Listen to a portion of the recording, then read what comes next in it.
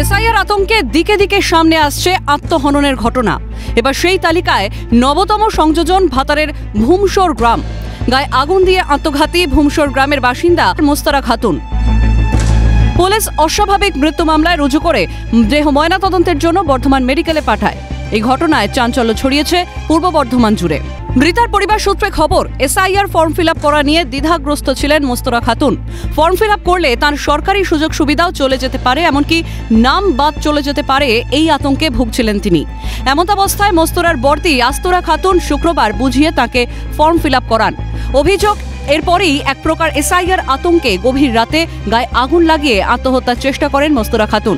তড়িঘড়ি তাকে উদ্ধার করে ভাতার স্টেট জেনারেল হাসপাতালে নিয়ে যাওয়া হলে কর্তব্যরত চিকিৎসকেরা তাকে মৃত বলে ঘোষণা করেন। ওই এসআইআর ফর্মে লেগে আমরা জমা দিলাম, আমাদের সাথে দিব না, দিয়ে ওইটা কাল জমা দেয়। কি বলছিল? কিছু এমনি বলে না, বলছে আমি দেবো না। দিয়ে বললাম যে তাহলে লক্ষ্মী ভাণ্ডার পাবি না, কন্ট্রোল পাবি না, তো ওটা জমা দিতে হবে না। ওটা না জমা দিলে তো ভোটার লিস্টে নামই থাকবে না, তা সব তো বন্ধ হয়ে যাবে। দিয়ে গায়ে তেল ঢেলে তাই মৃত্যু হয়েছে। দুটো আড়াইটা তিনটায়। ক ভাই বোন আপনারা? আমরা 3 বোন 1 ভাই। রাত্রে মানে ওই এসআই ফর্মের জন্য আতঙ্ক হয়েছিল, ওটা জমা দেবে না বলে। কালকে আমার বড় ননদেশে জমা দিয়েছে, সেই জন্যে রাত্রেবেলায় ও যখন 3টে বাজছে তখনও আমাকে উঠাইছে। আমি উঠে তখন দেখছি যে ওর গোটা শরীর মানে পুরো একবারে ঝাঁঝরা হয়ে গিয়েছে। দিয়ে আমি ওই পর্যন্ত দিয়ে তো সবাইকে উঠালাম। আমার ঘরে স্বামী থাকে না, বিদেশে থাকে। আমি পাড়ার সব মানুষকে ডাকলাম, সবাই এলো, জড়ো হলো। দিয়ে তা বোধে এই হাসপাতালে নিয়ে যেতে যেতে জানা গিয়েছে মোস্তারা খাতুন বাবা মা অনেকদিন আগেই মারা গিয়েছেন। তার 3 বোন ও 1 ভাই। অন্যান্যদের বিয়ে হয়ে গেলেও মোস্তারা খাতুন অবিবাহিত ছিলেন। ঘটনাটা বলতে এসআইআর যেদিন থেকে চালু হয়েছে সেদিন থেকে একটা আতঙ্কের মধ্যে ছিল। তার মধ্যে ওর দিদি, আমার কাকার মেয়ে দিদি হচ্ছে মোস্তরা খাতুন। আতঙ্কের মধ্যেই ছিল যে এসআইআর যদি ফর্ম জমা দিই, যদি আমার নাম বাদ যায় তাহলে আমার কি হবে। আর ওর এমনি খুব অস্বাভাবিক অবস্থা, মানে ওর লক্ষ্মী ভাণ্ডারে যে 1000 টাকাটা পায় আর রেশন কার্ডে ওই নিয়ে ওর সংসারটা চালায় কোনো রকম। তা ওইটাই ওর মাথায় ঢুকে গেছে, যদি বাদ চলে যায় তাহলে আমার কি হবে। ঘটনা পেয়ে ওই পরিবারের পাশে থাকার বার্তা দিয়েছেন তৃণমূলের সর্বভারতীয় সাধারণ সম্পাদক অভিষেক বন্দ্যোপাধ্যায়। তার নির্দেশেই পরিবারের সঙ্গে দেখা করতে যান ভাতারের বিধায়ক মানগোবিন্দ অধিকারী। অভিষেক বন্দ্যোপাধ্যায়ও পরিবারের সঙ্গে যোগাযোগ রেখেছে বলেই সূত্রের খবর। রাজ্যের বিদ্যুৎ মন্ত্রী অরূপ বিশ্বাসের অভিযোগ, কমিশনের কাছে জানতে চাই আর কত প্রাণ যাবে। 2 বছরের কাজ 2 মাসে হচ্ছে, কিসের এত তাড়াহুড়ো? প্রশ্ন তোলেন অরূপ বিশ্বাস। আমরা ইতিমধ্যেই সকালবেলায় খবর পেয়েছি। খবর পাওয়া আমরা পেয়েছি তার দিদি তিনি বলেছেন যে আতঙ্কে এসআইআর ফর্ম ফিল আপ করার আতঙ্কে তিনি মারা গেছেন, গায়ে আগুন দিয়ে মারা গেছেন সঙ্গে।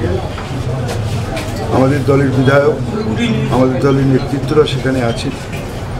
আমি শুধু জানতে চাই নির্বাচন কমিশনের কাছে আর এত কত প্রাণ যাবে।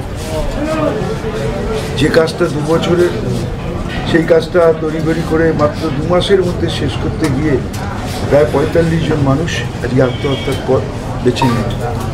আমি জানি না কত রক্ত আরও গেলে, আরও কত মানুষের জীবন গেলে এই বিজেপি আর এই নির্বাচন কমিশন এটা নিয়ে বন্ধ করবে।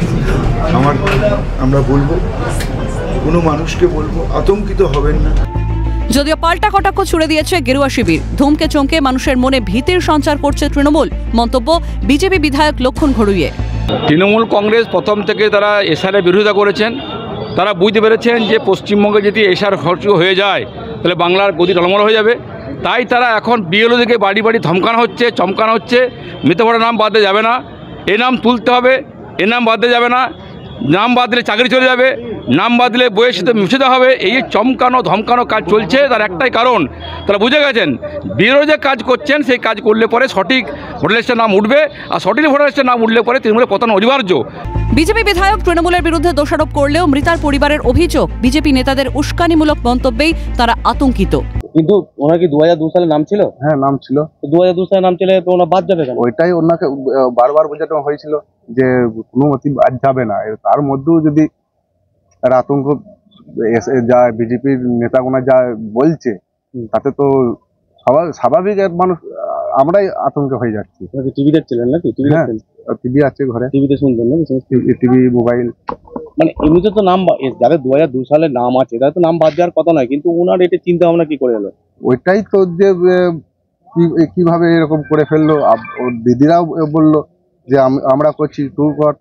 লাস্টে কালকে, মানে বেশি দিন তো আর টাইম নেই গো, ওই জন্য কালকে জমা দিল আর রাতের মধ্যেই সুসাইড করল। দিকে দিকে একের পর এক মৃত্যুর ঘটনার পরেই রাজনৈতিক দলগুলি একে অপরের ঘাড়ে বন্দুক রেখে জনমানসে স্বচ্ছ ভাবমূর্তি তুলে ধরার চেষ্টা করছে, কিন্তু এতগুলো প্রাণের দায় কে নেবে? কমিশন কি দায় ঝেড়ে ফেলতে পারবে? প্রশ্নগুলো ঘুরপাক খাচ্ছে বঙ্গের অলিতে গলিতে। রাজেশ খান এবং রাজা সাহার রিপোর্ট, ক্যালকাটা নিউজ।